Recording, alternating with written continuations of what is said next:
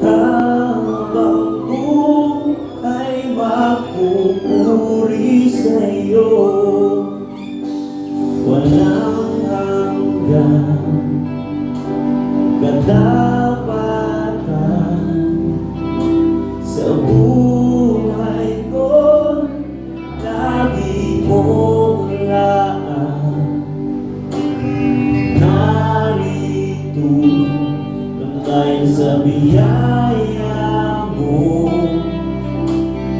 Habang buhay magpupuri sa'yo, pupuri ka sa awit, itataas ang aking piling, itatanghal sa buhay ko, tanging ikaw, O Diyos. Higit pa sa kalangitan ang iyong kalwalhatian, kadakilaan mo'y di mapapagkayan.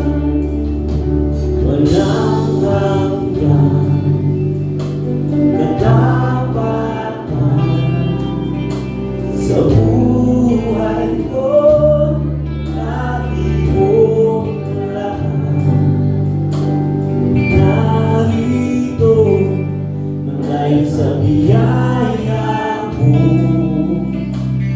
Habang buhay magpupuri sa'yo, pupuri ka sa awit, itataas ang aking piling, itatanghal sa buhay ko, tanging ikaw, O Diyos. Higit pa sa kalangitan ang iyong kalwalhatian, kadakilaan mo'y di mapapagkayan. Jesus,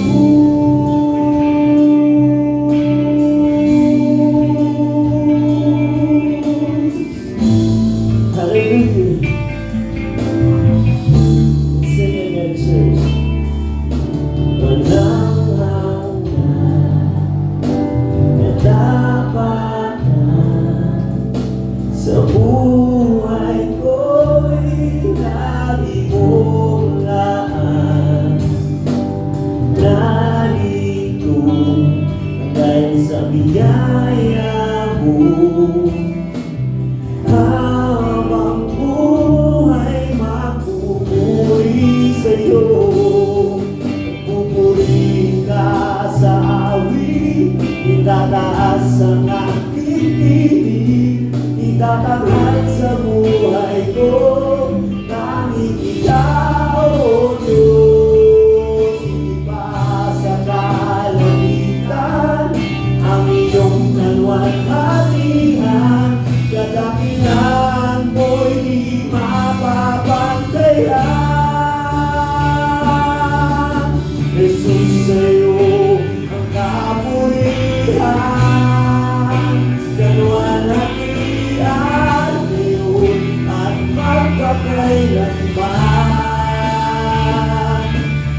Jesus, sa'yo ang karangalan, kapangyarihan ngayon at magpakailanman.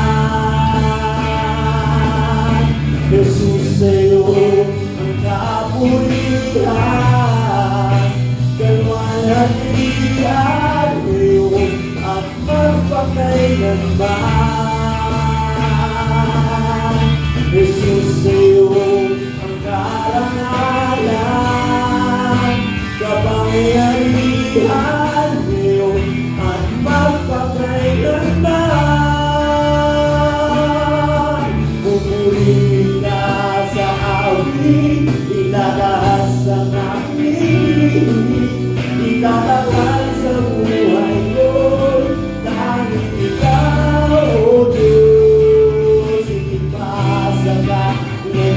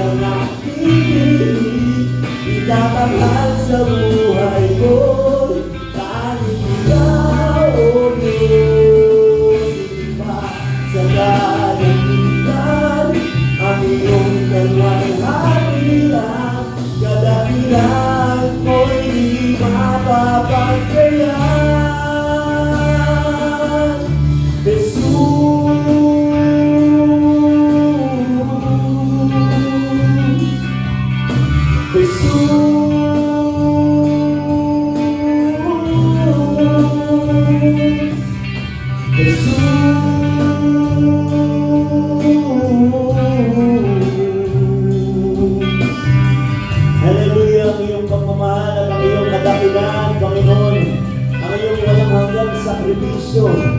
Hallelujah. Ang nag-define, Lord God, sa kung nasaan kami ngayon, Panginoon. Hallelujah. Namatay ka para mabuhay kami, nahirapan ka para yumaman kami. Nasaktan ka, Panginoon, para lahat kami ay gumaling. Hallelujah. At ang lahat ng aming panalangin ay magmamanifest, Lord God, with your abundance, Lord God, with the deep meaning of abundance, Lord God, that perisos, Panginoon. Hallelujah. Maraming salamat po. In Jesus' name we pray. Amen and amen. Palakpakan po natin ang ating Panginoon. Hallelujah.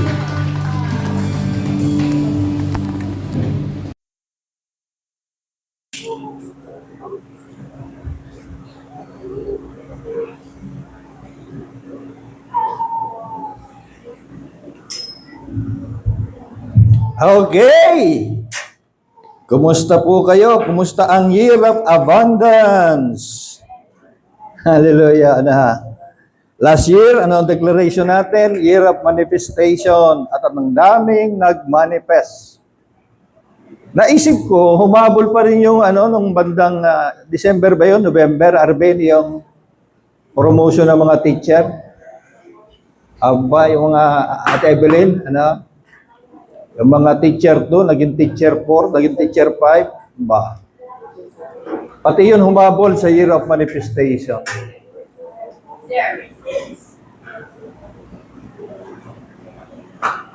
Okay, handa na po ba tayo? Ako po sa wakas ay nakahanap na ng sasakyan.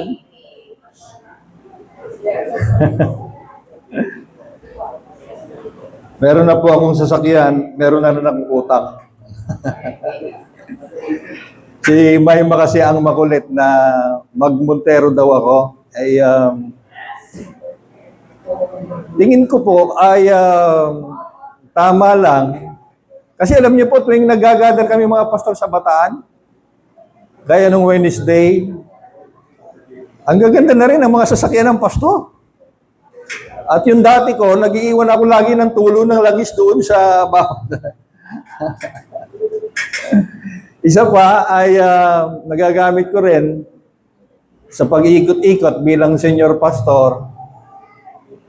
Ala po ako na yung senior pastor, wala na yung matatanda, ako na yung pinakamatanda. So need ko talagang mag-ikot. Naalala ko yung kabutihan ng Panginoon talaga. Way back 1989, wala ako kahit bisikleta.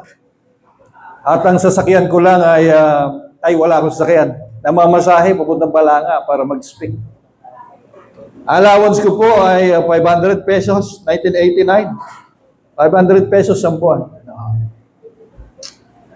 At talagang gano'n, nag-start. Kung titingnan ko yung noon, ngayon, ay napakabuti ng Panginoon. Napakabuti po niya. Year of abundance talaga. Bakit tayo nagdideklara bawat taon ng ganito? Sabi ko, kung di tayo maunang magdeklara, maunahan tayo ng pungsoy. Swerteng kulay, swerteng negosyo, at kung ano-ano pang swerte. Ang problema sa swerte, meron siyang kakontrang malas. Amen na ba? Kaya magbago ang taon, nag-iisip na po ako para sa atin na idideklara natin. Yan ang prayer natin. At alam niyo po, January 10 pa lang, 6 na ang kasal ko. Alam niyo naman, naging racket ko na rin yung kasal. Dati hawak ako ng mga coordinator. Ngayon po, dumidiretso na sila sa akin. Kahapon may kasal ako. Mamaya may kasal na naman ako. At dapat, sa Lunes, meron pa rin. Kaso, ayoko yung gusto niya Gusto niya, wala pa yung marriage license, ikasal ko na. So, imumove ko yung date. Baka matanggalan po ako ng lisensya. Puri ng Panginoon, nandito po sila Ate Maggie, si Doc Oge. Salamat sa kanilang presensya. Bakasyon na naman po nila. Parang balanga urani lang yung US sa kanila. Okay, yung sinabi ni Arvin kanina, napaka-importante nun. Dahil ako, minsan, na-invite sa ibang church. Pag di ko narinig ang boses ko, sigaw ako ng sigaw. At nagtataka sila, bakit sumisigaw ako, malakas naman? Kasi hindi ko naririnig yung boses ko. Nakakapagod po yun. No? Meron nga akong kaibigang pastor, pinagmalaki ko, pina-invite ko sa isang anniversary. At sinamahan ko pa siya. No? Pag-iar niya magsalita, naupo sa tabi ko, pagod na pagod siya. Sabi niya, hirap na hirap ako sa harap. Bakit? Hindi ko marinig yung sarili ko. Sabi niya, walang monitor. Importante po yung mga monitor. Kaya, ang maganda ngayon, na uso sa mga churches, ganun na lang. Sa halip na mag-invest ng mga speaker na malalaki bilang monitor, ay yun na lang nasa tenga nila para narinig nila yung sarili. Napansin niyo kung minsan, humihirit ako na pwede pang kasi sumisigaw ako mas maganda yung walang effort na katulad nito. Lalo na kahit yung malayo, kapag kasi, mahirap magsalita, meron ka pang gustong sabihin, ayaw mo nang sabihin kasi napapagod ka na. Okay, year of abundance, mga kapatid. Diretso na po tayo. Nasaan yung clicker ko? Sina Pastor Brian at si Ate Ann? Nasa Bulacan po siguro. Namatayan sila ng nanay, kaya tayo po ay nakikiramay at sana aliwin sila ng Panginoon. Okay, year of abundance. 3 na po tayo, 3. Yung last natin, last Sunday, with a purpose. No? Kaya tayo pinupuno ng Panginoon. Remember mga kapatid, lagi niyong tatandaan ito. Ang ultimate goal ng Panginoon sa atin ay hindi maging blessed, kundi maging blessing. Hello? No? Imagine niyo kung lahat tayo dito blessing. Hindi lang blessed, kundi lahat blessing. Nangyari na po yan sa Book of Acts. Lahat sila blessing. No? Lahat sila nagsishare ng kanilang mga tinatangkilik, mga kapatid. Hallelujah. Okay. Diretso po tayo. Naalala niyo yung rep last year? No? Sabi natin kung minsan, buksan nga natin ulit itong rep na to, mga kapatid. Ayan po, Kayo ba, may mga spaghetti pa rin hanggang ngayon? Baka may halaya pa rin kayo ngayon sa rep. No? Meron pa rin kayong salad yan, mga kapatid. No? Ipamigay nyo na. No? At ang sabi natin ay minsan, kaya hindi makapasok ang mga bagong pagpapala. Kasi ang daming nakabarang mga luma. Amen? Well, rep lang yan. Mga kapatid, illustration lang yan. Pwede sa ibang aspeto ng buhay o ng mga bagay na nasa iyo. Pakawalan mo na yung mga luma para makapasok yung mga bago. Tanggalin mo kaya kung minsan merong magbibigay sa iyo, wala ka ng paglagyan. Ay, sayang, paborito ko pa naman yan. Kaso wala na ako lalagyan No? Ganun ang nagiging sagot mo. Ulitin ko, rep lang yan. Pero mga kapatid, yung mga bagay na luma, tanggalin na natin para makapasok yung bago. At maging maganda yung year of 2026 natin. Kasi mga kapatid, tayo po nilalarawan ng Old Testament, ng Bible bilang mga rivers. Mga ilog tayo. Hindi tayo reservoir. Alam niyo yan? Hindi tayo imbakan. Yan rep na yan, para imbakan siya. No? Kaya pala merong mga tao na kapag kilala silang mga matulungin, mapagbahagi, maluwag ang buhay daw. No? At sigit sa lahat, masaya. Kasi ang sarap sa pakiramdam, ito pa naman ang nagpapahaba sa buhay. Yung saya at kapayapaan at galak. Malakas pahaba ng buhay po yan. No? Kaya sabi sa Bible, huwag tayo mapagod sa paggawa ng mabuti. Amen? Okay, tuloy natin. At ang verse na sinuportahan natin dyan, lagi akong may review. Sabi ko nga sa inyo, sapagkat gusto ko lagi talagang uuwi kayo na pinagpala. Sabi sa 2 Corinthians 9:8, and God is able talaga, kaya niya to bless you, hindi lang to bless you, kundi ang kasunod, abundantly. No? Gusto niya kapag binless ka niya, mag-o-overflow ka. No? So, sobra.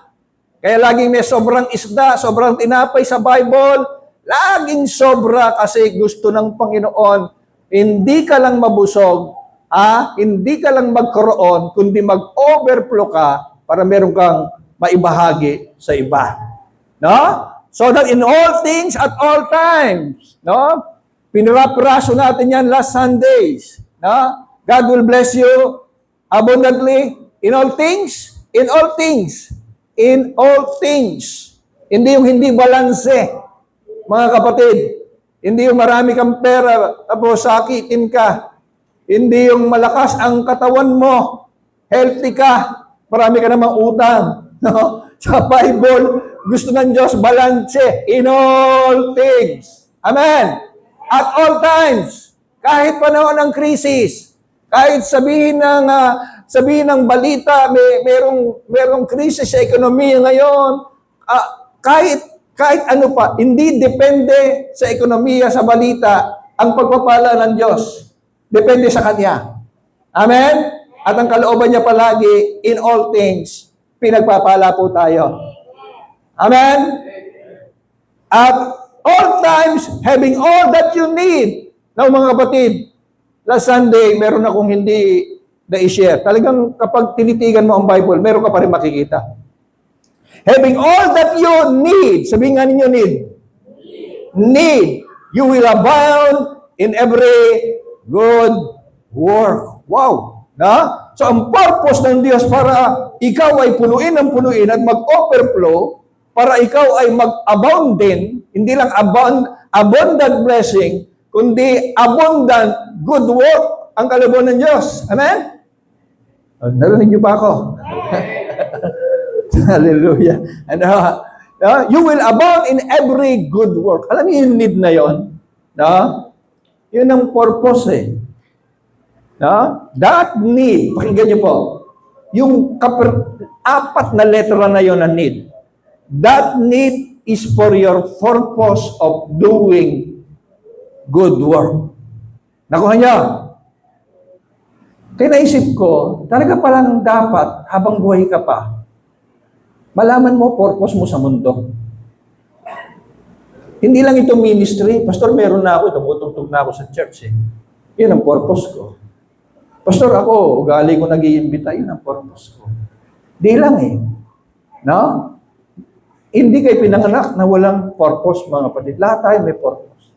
Kaya ako, marahil, kahit na sobrang mahihain ng elementary at high school, mga kapatid, pag-recitation, namumutla na po ako. At nangangatog na yung tuhod ko. Mapatayo mo ako, sasagot man ako, nanginginig mong boses ko. At tuwang-tuwa na akong makasagot na tsamba lang, mga kapatid. Kung isa nakakatsamba ako na tama sagot. Pero hindi mo ako mapapasagot, mga kapatid. Pero hindi ko sukat akalain na tatawagan ako ng Panginoon na magsasalita sa maraming tao. Ngayon, kahit saan mo ako iharap sa biyaya ng Panginoon. Sa mga kasal, minsan nandun, gobernador, congressman, okay na po ako, mga kapatid. Lagi kong naalala yung kabutihan ng Panginoon. Kasi high school, elementary talaga, nahiya ako sa mga tao. Nahiya ako sa mga kaklase ko, tumayo, ganun ako. Ano ba tawag doon? Timid? Yung talagang, pero purihin ng Panginoon. Bago ako magpastor, lagi kong tinatanong, kila Ate Te, kila Kuya Sebi, wala na naalala sa Kuya Sebi.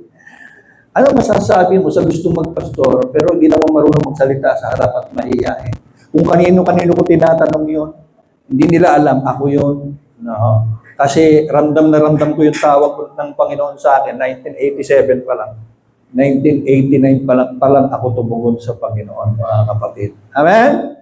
No, kaya ako tinawag pala ng Panginoon dahil ang purpose ko, magpalakas ng loob ng mga tao, simula noong 1989, i-share kanyang word, kaya naman nag-a-abound sa akin, Lunes pa lang, bukas, may word na ang Panginoon sa akin.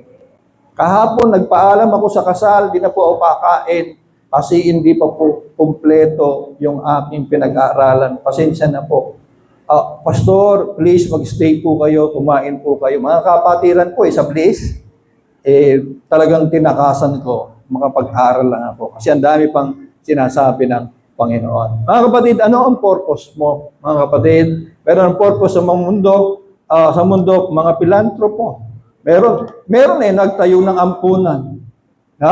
Nagtayo ng ampunan. Meron naman, walang ginawa kundi bumili ng mga tinapay at pakainin yung mga bata sa lansangan. Meron ganoon. No? Kasi, pakinggan nyo to, ang ultimate goal ng Diyos sa atin ay mag-shine bilang ilaw. Ilaw ka ba? Sabi ng Panginoon, I am the light. Pero sinabi rin niya, you are the light of the world. Hindi niya sinabing, pilitin mo maging ilaw.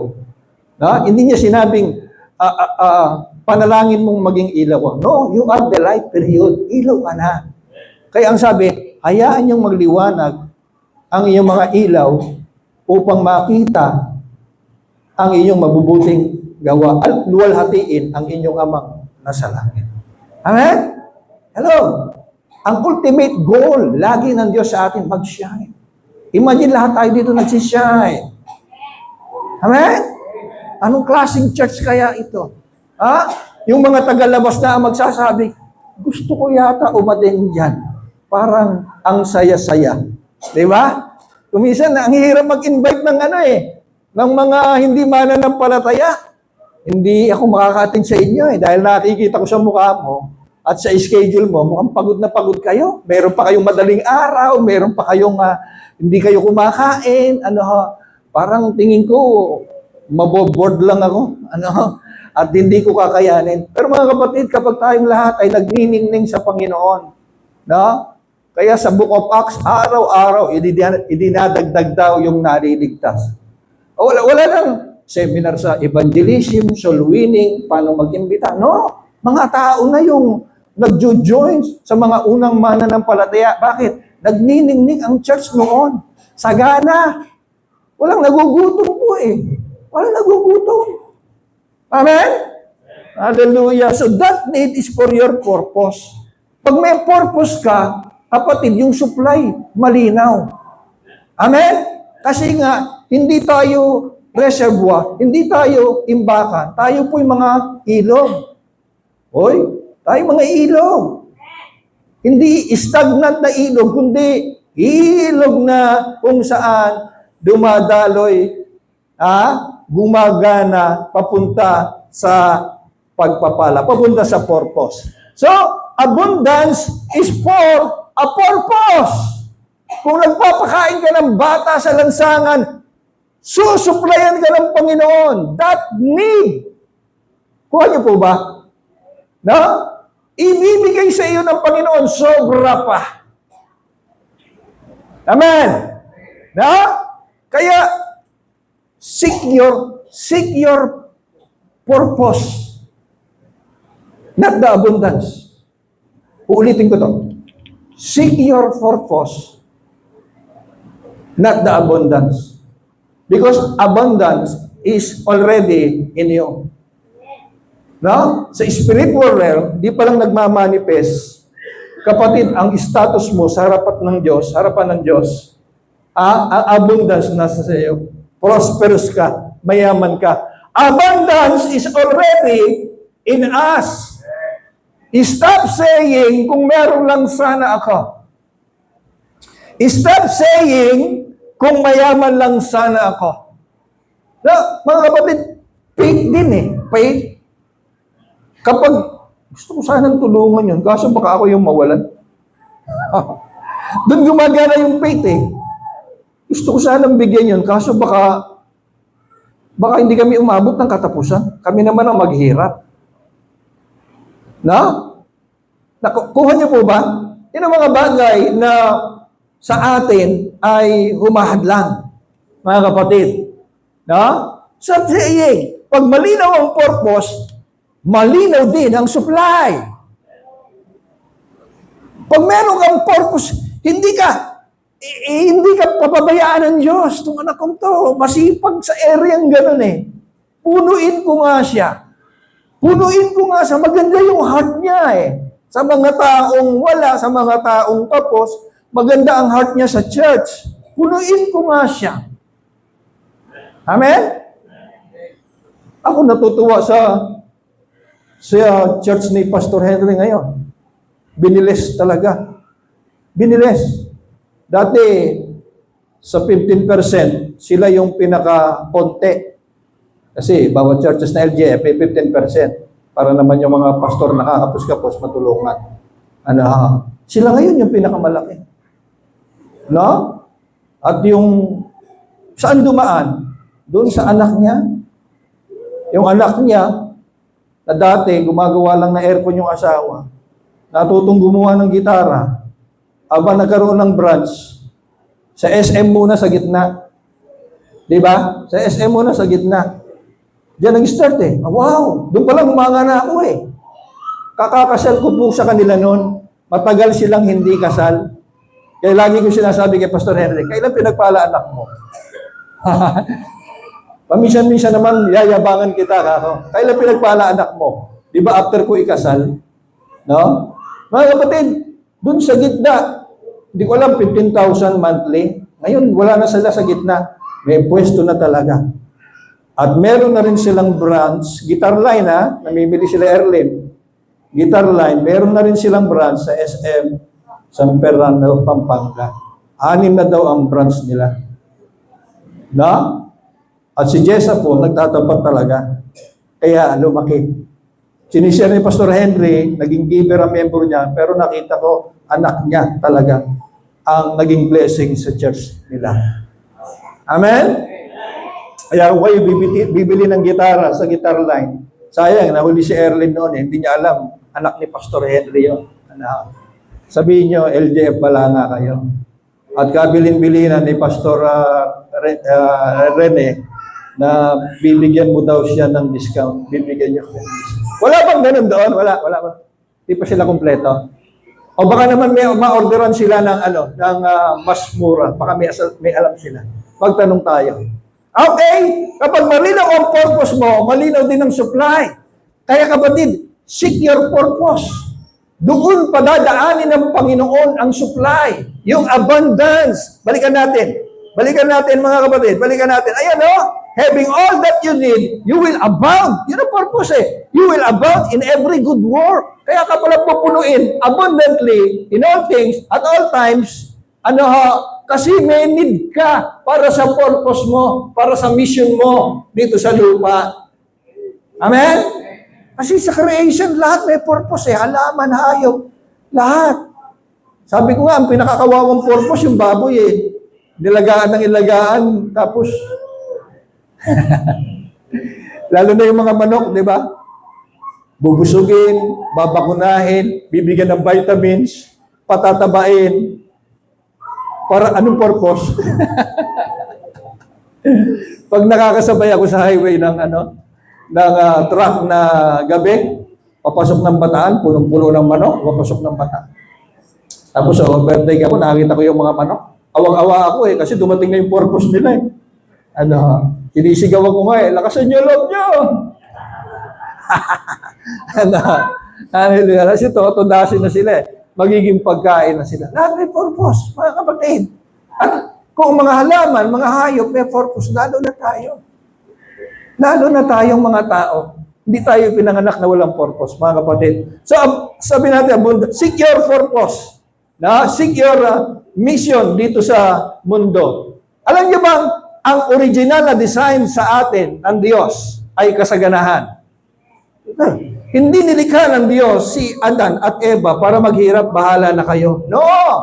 I-prepare muna ang lahat. Nahuli ang tao. Handa na yung lahat.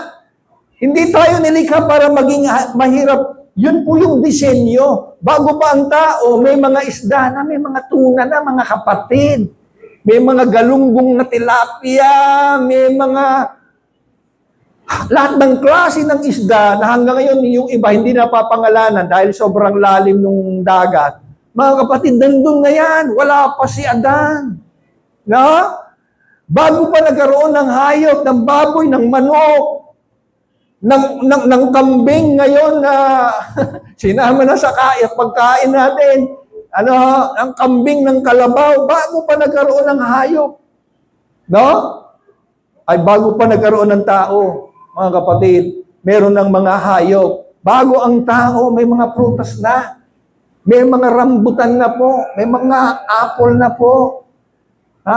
Kumpleto na po. Bago pa ang tao, may mga gulay na. May hangin, may tubig. Kaya ang original na disenyo ng Diyos sa tao, sumaya at managana. Hindi maghirap, mga kapatid. Hindi kalooban ng Kasi ganun tayo noon lalo na yung mga pastor, no? Alam niyo kung bakit ang mga pastor ngayon napilitang magkaroon na rin ng sasakyan, sariling sasakyan. Dati nagme-meeting kami, nakabisikleta yung mga pastor Nakabrum-brum na Ngayon mga nakasasakyan. Kasi nawala na nga yung paniniwala mas mahirap, mas malapit sa Diyos. Pag mahirap ka daw, wala kang pera, kakapus-kapus, mas malapit ka sa Diyos. Hindi po totoo yun. Wala ring maniniwala sa Kristo mo kung ikaw ay hirap na hirap sa buhay. No? Mag-share ka, no? Nakatsinelas ka, butas pa yung tsinelas mo, may alambre pa, ang sisiran mo, nakaporma, sasabihin mo, meron kang magandang balita. Baka sabihin sa'yo, mas maganda yata yung balita dala ko kaysa sa'yo. No? Kalooban ng Diyos. Kaya namatay ang Panginoon sa atin. Di ba? Siya na mahirap. Siya na mayaman. Okay, no? So, 2026 is the year of abundance. No? Ito ngayon yung sa atin. Kalahati lang to. Huwag kayong mag-alala. Hindi ibig sabihin, nagsisimula pa lang tayo. Kinalahati ko yung purpose. Ngayon, abundance is our inheritance in Christ. Ito na yung kalahati. Mga kapatid, alam niyo ba na yung abundance, binana natin kay Kristo? Mana yan. Baka hindi niyo alam. At marami daw, mga anak ng Diyos ngayon, ang hindi alam, nagmana sila ng malaki, great inheritance sa Diyos. Pero hindi nila na-enjoy. Why? Hindi nga nila alam No? Ang alam nila, puro pagsubok, puro problema. Yung nambukang bibig, mga kapatid, hindi inheritance sa Panginoon. No? You have, sabi natin dito, you have an inheritance waiting for you right now na marami daw ang hindi nakakaalam. Hindi dahil ito'y pinipigilan ng Diyos, hindi dahil ito'y wala pa sa iyo, kapatid, but because hindi mo alam na ito'y nag-i-exist now. Now, mga kapatid, gusto niyo pag-usapan natin ang inheritance in legal matters. Legal matters kasi ito Tingnan muna natin sa dictionary. Ano sabi diyan? Kayo ba, pag narinig niyo mana? Pastor, wala akong panahon unawain yung mana dahil wala naman akong mana. Inheritance, sabi dito, is the transfer of a person's property to another person upon his death. Yun ang malinaw. Upon his death. Yung mana nakukuha mula doon sa isang namatay, natatransfer sa isang tao. It is the practice of receiving private property titles, entitlements, privilege, rights, and obligation, again, upon the death of an individual. Matapos mamatay. Kaya nga napintasan yung prodigal son, di ba? Buhay pa Kinuha na yung mana. Para mga gusto ko mamatay ka na. No, yung panganay, yun ang worst doon, mga kapatid. No? So, inheritance, mana. Heir, tagapag-mana. Gano'ng kalegal ang ating mga mana kay Kristo? Gano'ng kalegal na tayo'y tagapag-mana nga? Mga kapatid, basahin nyo to. Hebrews 9. Kapag may testamento, sabi sa Hebrews 9:16, kapag may testamento, kailangan mapatunayang patay na ang gumawa niyon. Malinaw? Sapagkat ang testamento'y walang bisa habang buhay pa ang gumawa, magkakabisa lamang iyon kapag, again, namatay na. Alam niyo, pinapatunayan ni Pablo dito, yung pagkamatay ni Jesus. Kaya may New Testament. Kaya may New Testament. May New Testament? Tama? Di ba? Old Testament. Tapos nagkaroon ng New Testament. Kaya merong bagong tipan, mga kapatid, ngayon. Sabi ni Jesus, nung gabing bago siya ipagkanulo, ito ang bagong tipan, bagong testamento na pinagtitibay ng aking dugo.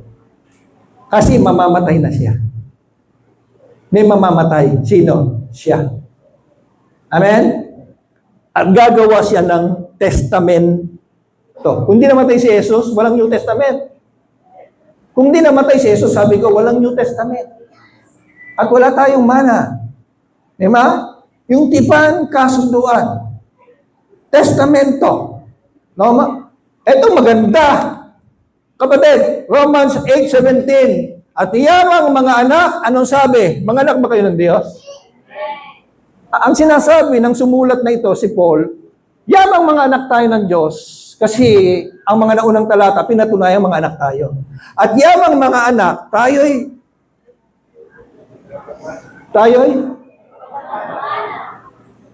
nino? Ng Diyos. Dalawa yan. Ano pa?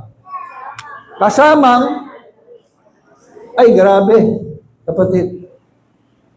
Tagapagmana ng Diyos, kasamang tagapagmana ni Kristo. Dalawa yan. Sa akin, okay na yung isa eh. Yung kasama lang ako ni Kristo tagapagmana, okay na. Pero, nilinaw. Truth ba ito? Kapatid, verse to. Hindi nagbibiro ang Diyos. Huwag niyong babawan ang unawa natin dito kapag truth. Doon ka lalaya sa katotohanan. Amen? Ang truth, tinawag ng tagapagmana ng Diyos at kasamang tagapagmana ni Kristo. Sa English, heirs of God and joint heirs with Christ. Andiyan pa kayo? Tagapagmana ng Diyos, hindi pa nasapatan ang Diyos, ginawa ka rin niyang tagapagmanang kasama ni Kristo. Joint heir with Christ. That means everything that belongs to Jesus belongs to you. Ay, wow to. Kapatid, no? Every promise, every provision, every blessing, every resource, mga kapatid, hallelujah, lahat ng iyon, kung ano ang kay Jesus, sa iyo din. Parang yung panganay na kapatid nung prodigal son, di niya alam. Naglilingkod siya, humingi siya ng bayad. Tagal ko na naglilingkod sa iyo, kahit isang kambing, wala. Na? Naging tapat ako, sinunod ko lahat. Tapos sabi ng ama, anak, matagal ka na nga sa akin. Pero alam mo ba, lahat ng akin ay iyo.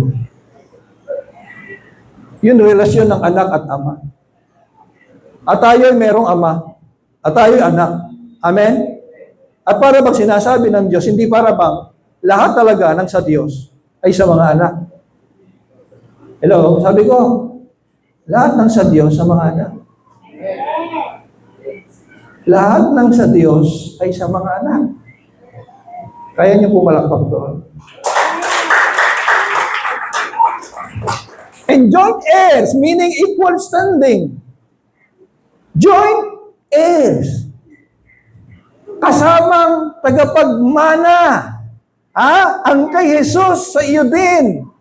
Hebrews 1:2. No? Sa magitan ng anak. Sa magitan ni Jesus. Nilikha ng Diyos ang sanlibutan at siya ang ano daw? Piniling tagapagmana ng lahat ng bagay.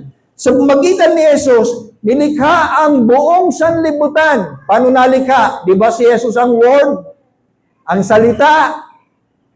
At sa magitan ng salita lang, let there be light. Let there be salita lang. Sabi ko nga, sa dami ng nalikha, dapat ang pangalan ni Jesus gawa. Pero, tinawag siyang salita at may tinuturo sa atin talaga. Huwag kang magmukmok, magsalita ka. Amen? Ako, kaka-year of abundance ko. Sabi ko nga, kaka-year of abundance, year of abundance. January pa lang, Panginoon. 6 na yung naka-schedule kong kasal. January pa lang. Makakailan kaya ako?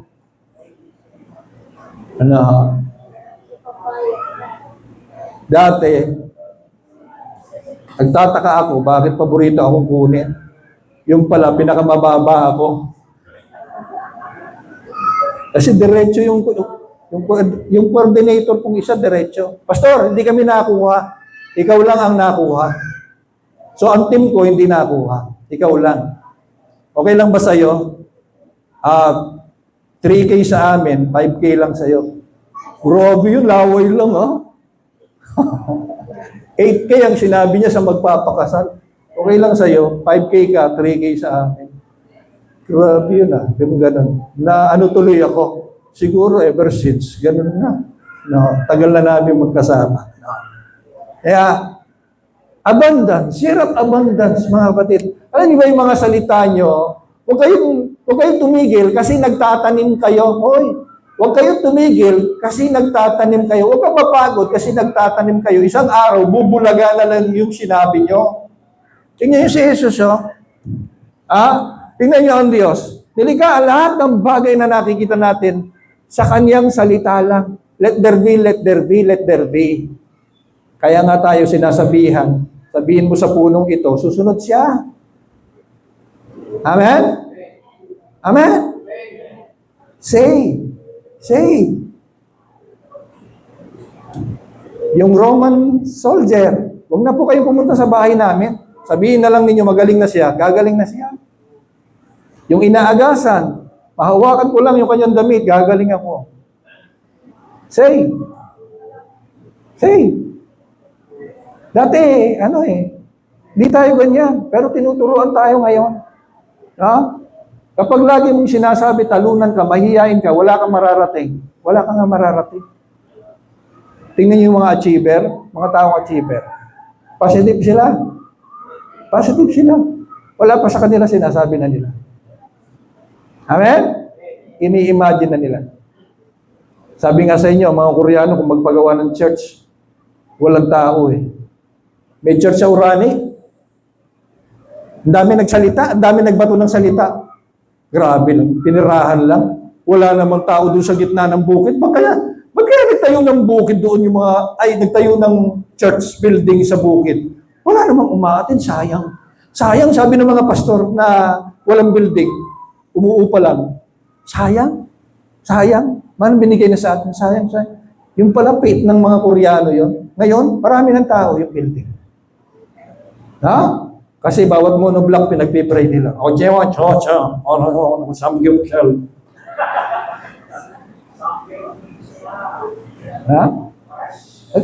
Ganun eh. They believe in the power of words, mga kapatid. Now, ito, sa magitan ng anak ng Diyos, nilikha ang sanlibutan at siya ang piniling, piniling tagapagmana, kapatid.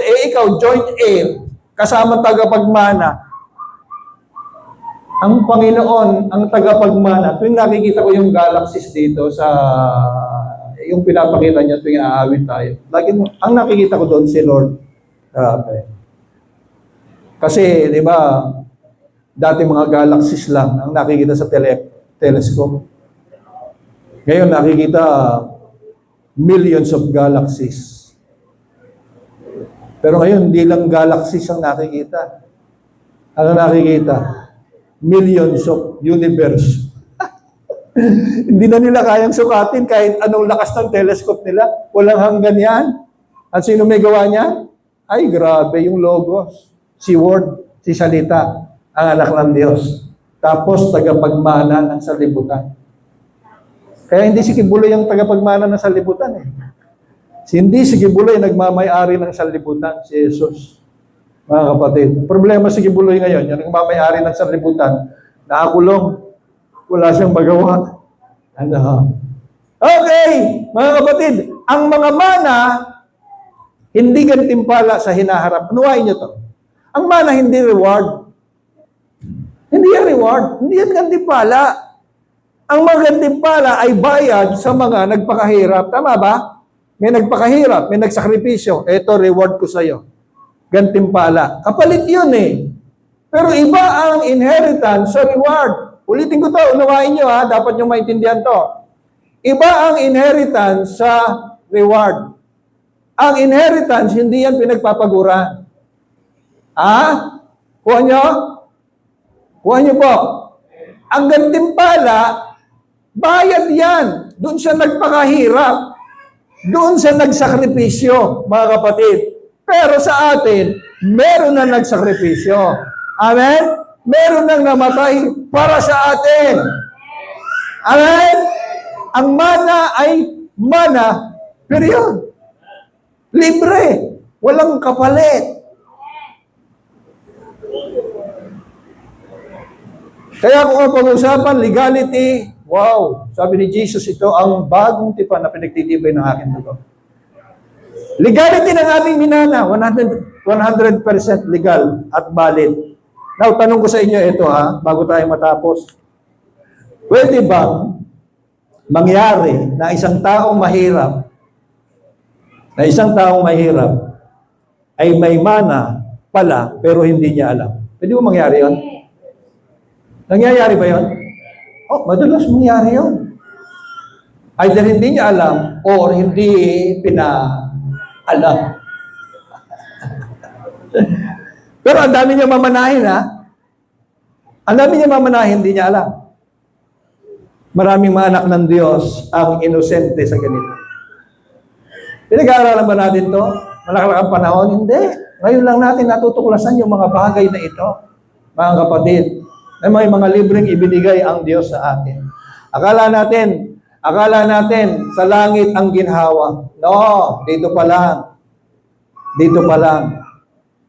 Dahil sa tinapos na gawa ni Jesus, I came that they may have life and have it more abundantly. Sabi ni Kenyon, author ito ng libro, meron siyang libro dyan, the tragedy of the church is that it has an inheritance of which it knows nothing.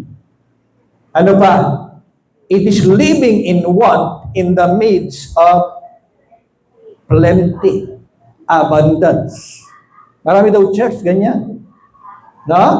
Nabubuhay sa need, sa want, sa gitna ng kasaganaan na hindi nila alam. Salamat, LJ Balanga, natutuklasan natin. Dahil dito, meron tayong i-claim na mana, meron tayong sasabihin, meron tayong i-declare, meron tayong aangkinin. Amen! Pag alam mo na, madadagdagan ang iyong mga pinapaniwalaan.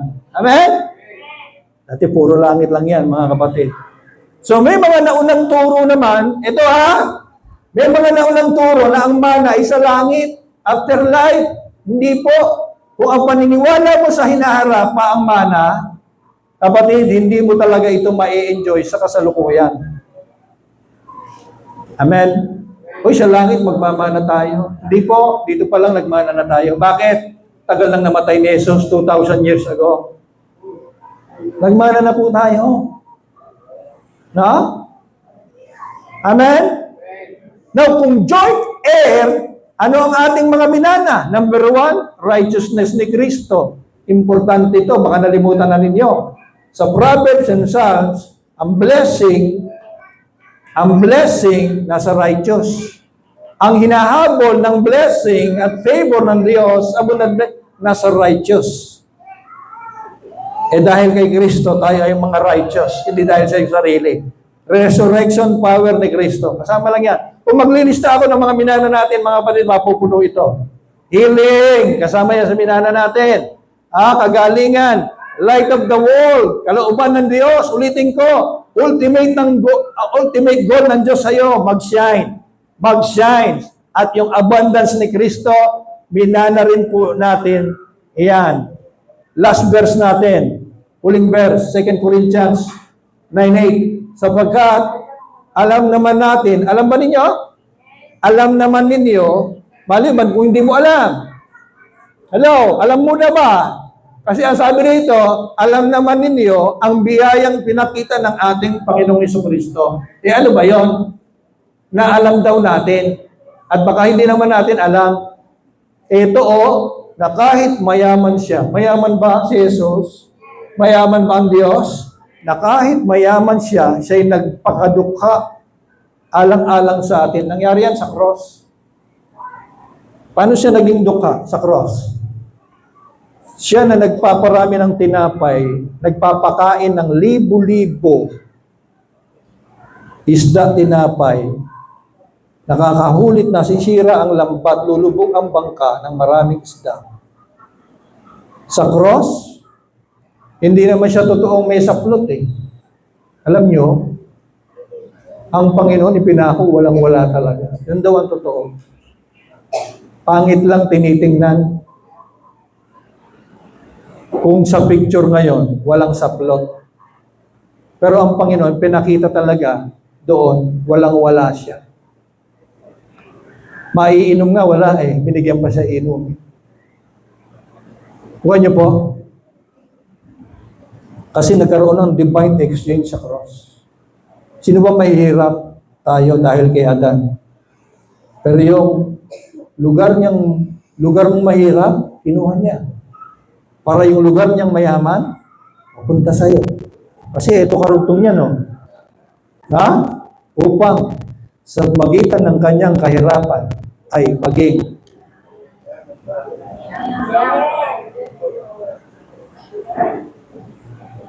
bakit Pastor 20 lang ang pera ko sa bulsa ngayon? Malay ko sa iyo. Kapatid, lagi kong sinasabi ito at hindi ako magsasawa. Truth ba ito? Mayaman ka? Word of God to eh. Truth to. Word of God to. Kahit 20 lang ang bulsa mo, walang magagawa. Kapatid, ang sitwasyon mo, walang magagawa sa truth. Pero ang truth, palaging may magagawa sa sitwasyon. Amen? Ay, unang pinapaniwalaan natin, pinanganak tayo mahirap, siguro mamamatay tayo. Ala, yun ang lumabas sa bibig mo eh. Wala na tayong pag-asa. No? Wala na tayong... Ala, mahirap si Impo, mahirap si Lolo, mahirap si Tatay, kaya mahirap tayo. Tanggapin na natin, ganun pa sinasabi, mga kapatid. Pero alam nyo, napansin ko lang ang dami sa Bataan, nagsiangat ang buhay. Ewan ko, sa ibang probinsya rin Kasi pag pumunta ka sa SM, grabe, ang dami nang meron sa Bataan. No? Nung nag-aaral ako sa Arellano, dito, 80s, pag naglalakad ka, ang nakikita mo araw-araw, yun yung mga mukhang iyon. Pero ngayon, pumunta ka sa SM kahit araw-arawin mo, bago at bagong mukha yung nakikita mo. Ang gagarapan ng mga sasakyan sa parkingan. Napakagaganda.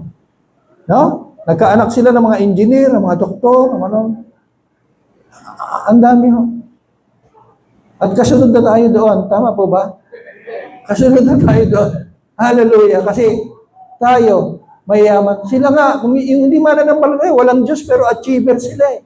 They believe na mararating nila yung Diyos na para sa mga anak nila. Mararating nila yon. No? Wala pang Diyos yun. Tayo pa, diniklara na mayaman ka. Ha? Mayaman ka, kapatid. Amen? Ulitin ko, mayaman ka. Palabasin mo sa bibig mo, mayaman ako. Mayaman ako. No?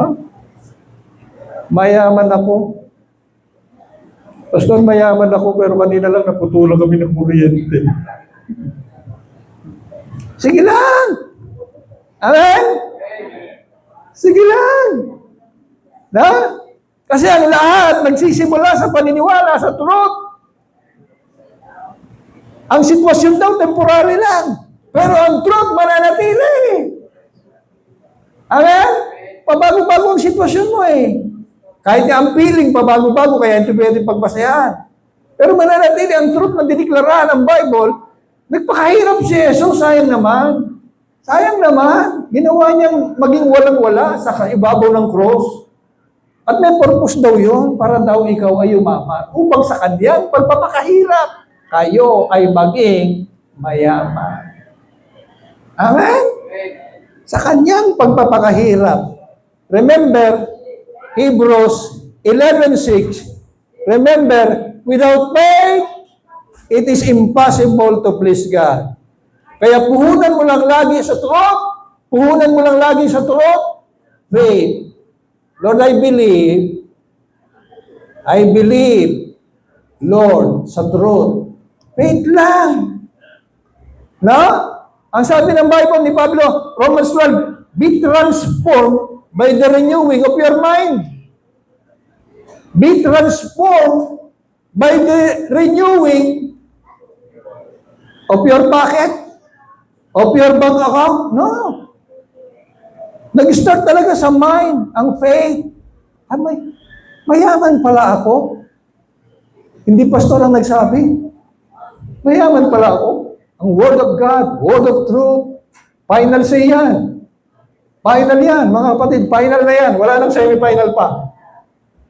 Mayaman ka. Parang nung sinabing ilaw ka, ang sabi na lang, let your light shine. Amen?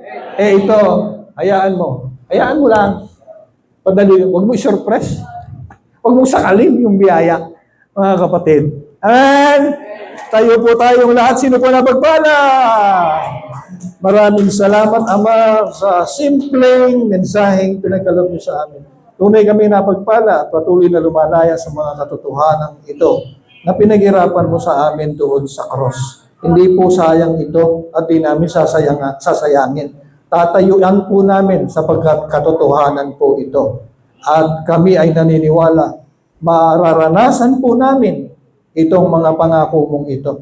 Mga manang ito upang mangyari ang kalooban mo na kami magningning, magliwanag at makita ng sanlibutan ang aming liwanag at maakay din namin sila patungo sa iyo. Salamat po na marami. In Jesus' name we pray. Amen and amen. Si Eli.